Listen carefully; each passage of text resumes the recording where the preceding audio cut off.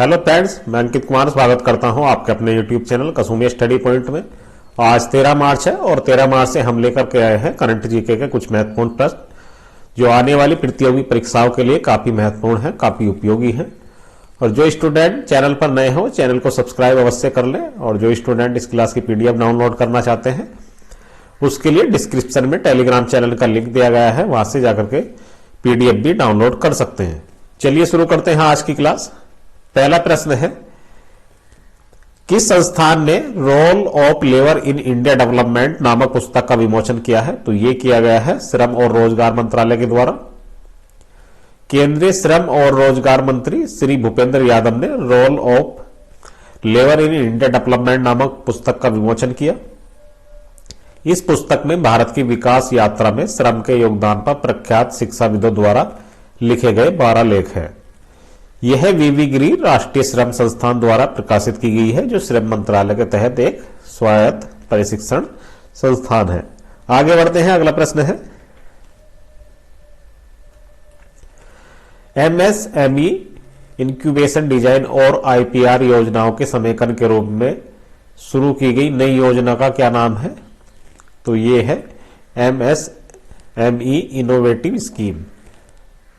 केंद्रीय एमएसएमई मंत्री नारायण राणे ने एमएसएमई के लिए उष्मायन डिजाइन और बौद्धिक संपदा अधिकारों आईपीआर के आसपास मौजूदा उप योजनाओं के संयोजन के रूप में एमएसएमई इनोवेटिव स्कीम लॉन्च की। यह नवोन्मेष गतिविधियों के लिए एक हब के रूप में कार्य करेगी, जिससे विचारों को व्यवसायिक प्रस्ताव में विकसित करने में सुविधा होगी, जिससे समाज को लाभ होगा। उन्होंने एमएसएमई आइडिया हैकाथॉन 2022 का शुभारंभ भी किया। आगे बढ़ते हैं, अगला प्रश्न है,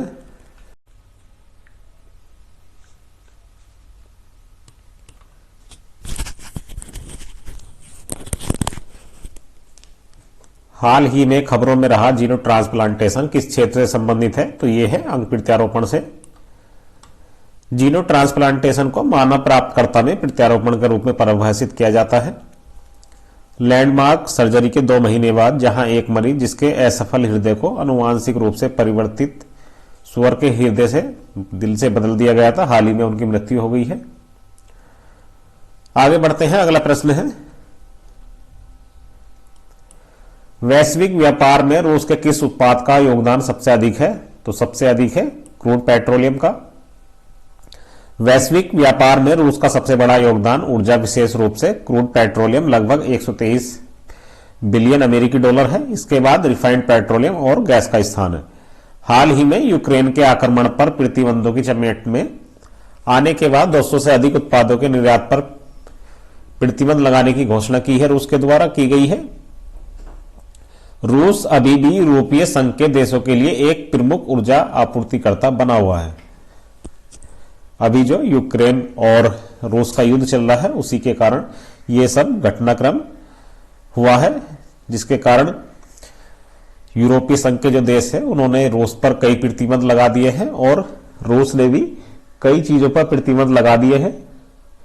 सोशल मीडिया ऐप पर भी, ट्विटर, यूट्यूब भी रूस में बैन कर दिया गया है, और जो क्रूड ऑयल है और 200 से अधिक उत्पाद के निर्यात पर भी रूस ने प्रतिबंध लगा दिया है।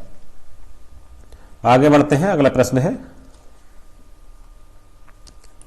ड्रोन और ड्रोन घटकों के लिए पीएलआई योजना की घोषणा किस केंद्रीय मंत्रालय द्वारा की गई है? तो ये की गई है नागरिक उड्डयन मंत्रालय के द्वारा। नागरिक उड्डयन मंत्रालय ने 2021 में ड्रोन और ड्रोन घटकों के लिए उत्पादन लिंक्ड प्रोत्साहन योजना के लिए आवेदन आमंत्रित किए हैं। इस पीएलआई योजना के तहत ड्रोन और ड्रोन घटकों के निर्माता के लिए प्रोत्साहन राशि अगले 3 वर्षों में कंपनी द्वारा किए गए मूल्य संवर्धन का 20% होगी। इस योजना की घोषणा दिसंबर 2021 में की गई थी। आगे बढ़ते हैं, अगला प्रश्न है, हाल ही में टी राजा कुमार को किसका अध्यक्ष चुना गया है? तो ये चुने गए हैं फाइनेंशियल एक्शन टास्क फोर्स के।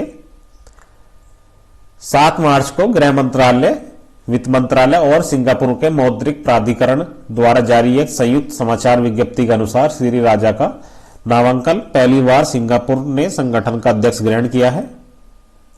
श्री राजा MHA में एक वरिष्ठ सलाहकार है और 1 जनवरी 2015 से सिंगापुर के FATF मिशन के नेता हैं। जुलाई 2018 से वह स्टीयरिंग समूह के सदस्य भी रहे हैं जो FATF अध्यक्ष को सलाह देता है।